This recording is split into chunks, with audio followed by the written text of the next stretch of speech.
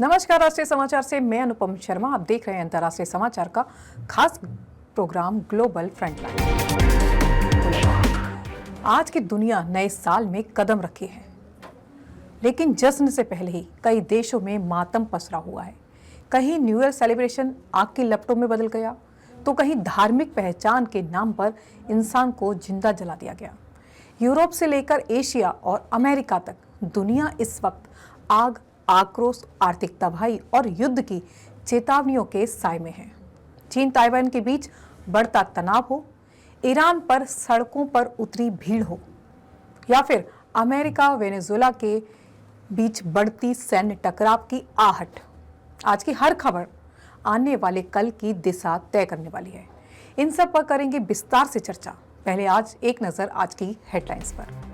Jinping बोले चीन Taiwan का एक होना तय। अमेरिका की चेतावनी, चीन बेवजह तनाव बढ़ा रहा है, ताकत से हालात बदलने की कोशिश ना करें।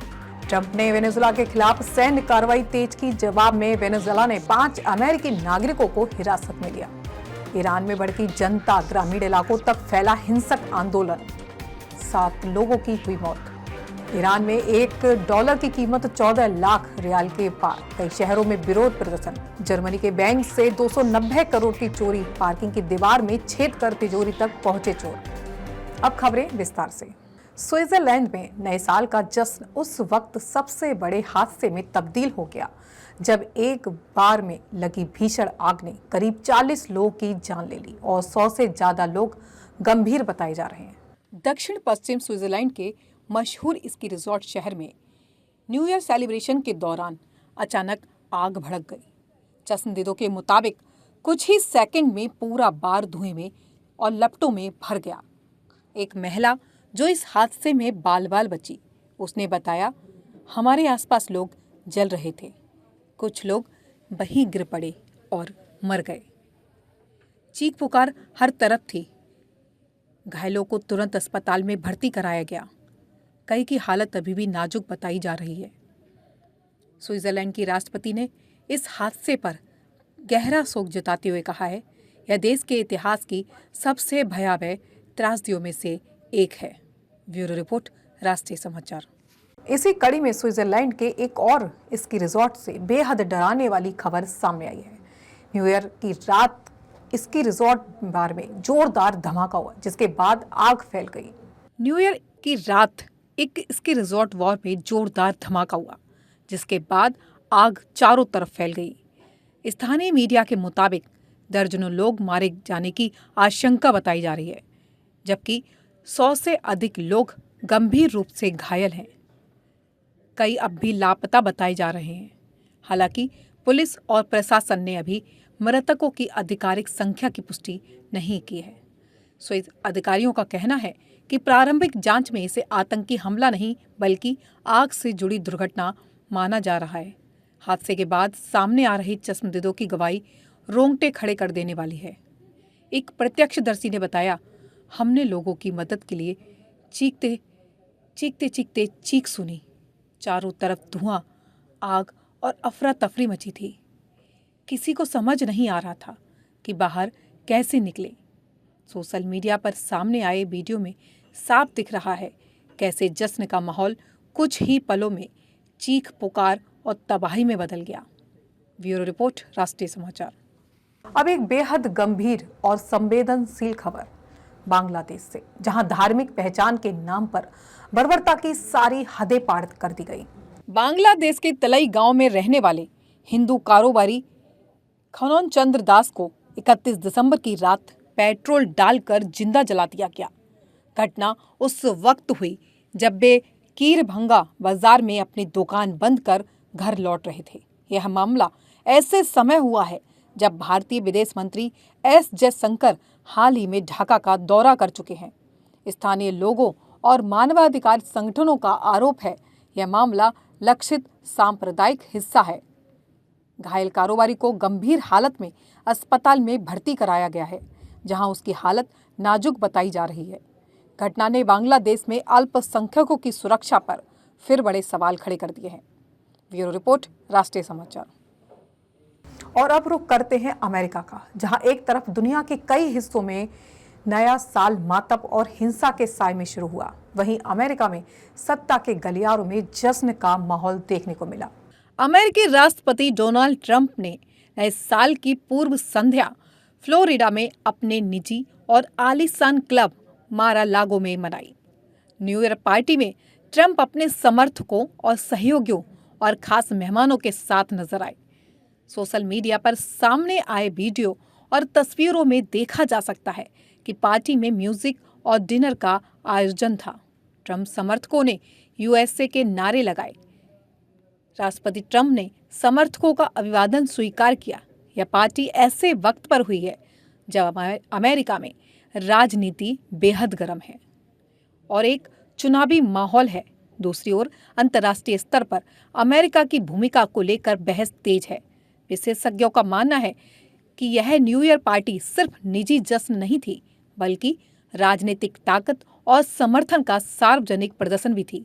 मार-आ-लागो पहले भी ट्रंप की राजनीतिक रणनीतिक और बैठकों का केंद्र रहा है।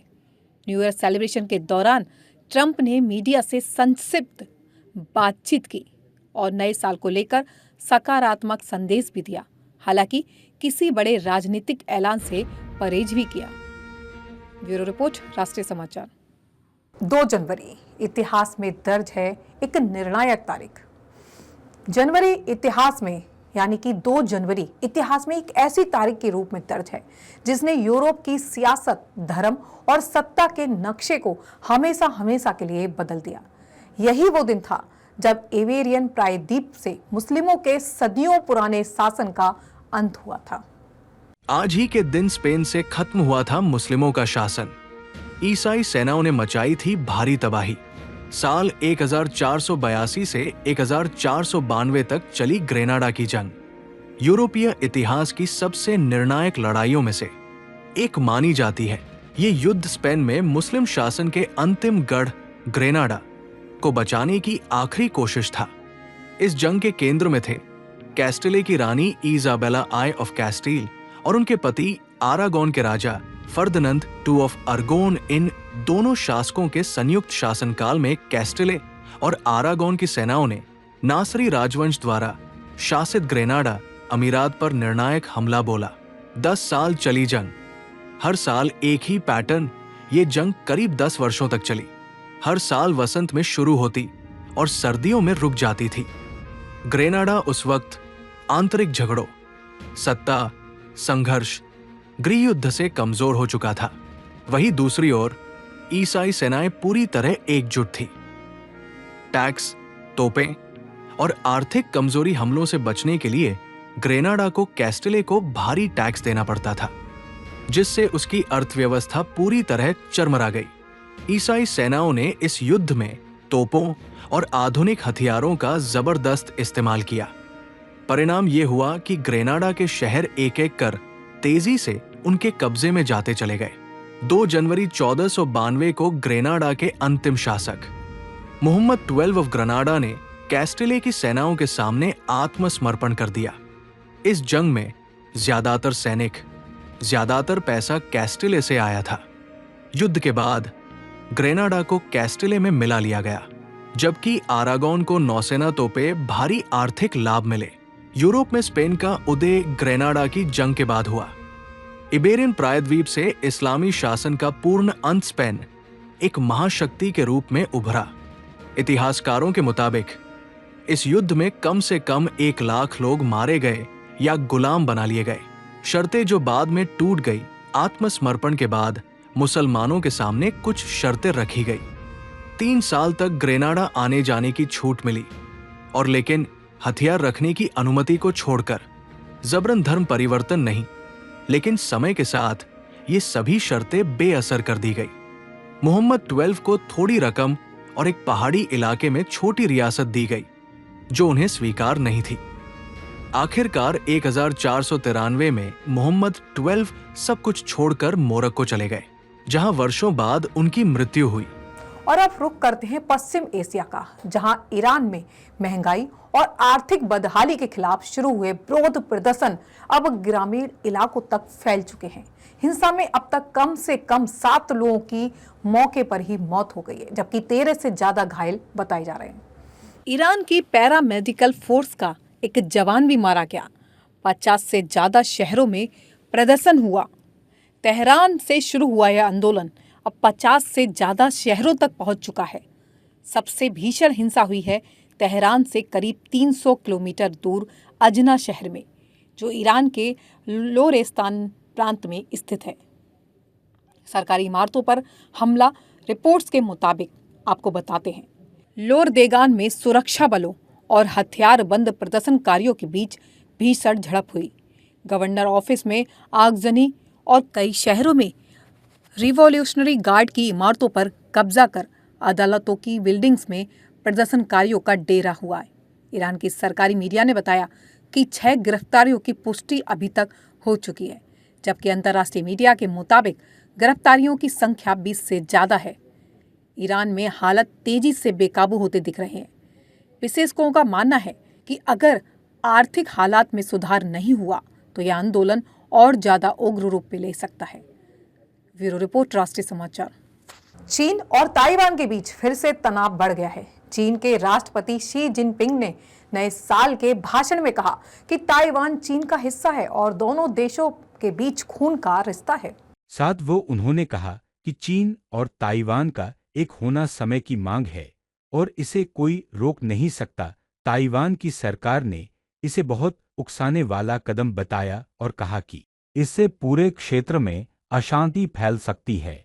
चीन हमेशा से कहता आया है कि ताइवान उसका हिस्सा है और जरूरत पड़ी तो सेना के दम पर उसे अपने साथ मिला लेगा। वहीं अमेरिका ने भी चीन की इस हरकत की आलोचना की है। अमेरिकी विदेश विभाग ने चेतावनी देते हुए कहा कि चीन की बातें बेवजह तनाव बढ़ा रही हैं। ट्रंप प्रशासन ने वेनेजुला के राष्ट्रपति निकोलस मदुरो को सरकार के खिलाफ सैन्य अभियान तेज की है। इसके जवाब में वेनेजुला भी बड़े पैमाने पर अमेरिकी नागरिकों को हिरासत में ले रहे हैं।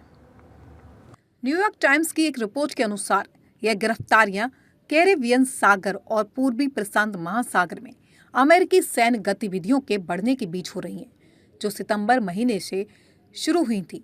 रिपोर्ट में बताया गया है कि अब तक 5 अमेरिकी मूल के नागरिक हिरासत में लिए गए हैं। एक अमेरिकी अधिकारी ने न्यूयॉर्क टाइम्स को बताया कि सभी मामलों की स्थितियां अलग अलग हैं। कुछ गिरफ्तारियों में वैध आपराधिक आरोप भी लग सकते हैं, जबकि अमेरिकी प्रशासन ने 2 अमेरिकियों को गलत तरीके से हिरासत में लिया गया मानकर एक्शन लेने का विचार किया है। ब्यूरो रिपोर्ट, राष्ट्रीय समाचार। बांग्लादेश में एकता सरकार की शर्तें तय। जमात इस्लामी ने रखी 3 बड़ी शर्तें, कहा भ्रष्टाचार से समझौता नहीं। बांग्लादेश में महीनों से जारी राजनीतिक अस्थिरता और हिंसा के बीच अब एकता सरकार की संभावनाएं तेज होती दिख रही हैं। इसी बीच इस्लामाबादी पार्टी जमाते इस्लामी ने एकता सरकार में शामिल होने को लेकर अपनी 3 साफ और कड़ी शर्तें रख दी हैं। ढाका में पार्टी अध्यक्ष ने कहा कि उनका लक्ष्य कम से कम अगले 5 साल तक देश में स्थिर और मजबूत सरकार देखना है। उन्होंने कहा कि अगर सभी राजनीतिक दल एक साथ आते हैं तो साझा तौर पर सरकार चलाई जा सकती है। जमात इस्लामी ने एकता सरकार के लिए 3 शर्तें तय कर दी हैं। पहली, सरकार पूरी तरह भ्रष्टाचार से मुक्त होनी चाहिए और किसी भी भ्रष्ट व्यक्ति को संरक्षण नहीं दिया जाएगा।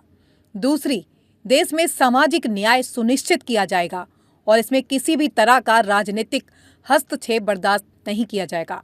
तीसरा, जनता की आकांक्षाओं को पूरा करने के लिए सभी जरूरी सुधारों को लागू किया जाएगा और पार्टी ऐसे हर कदम का समर्थन करेगी।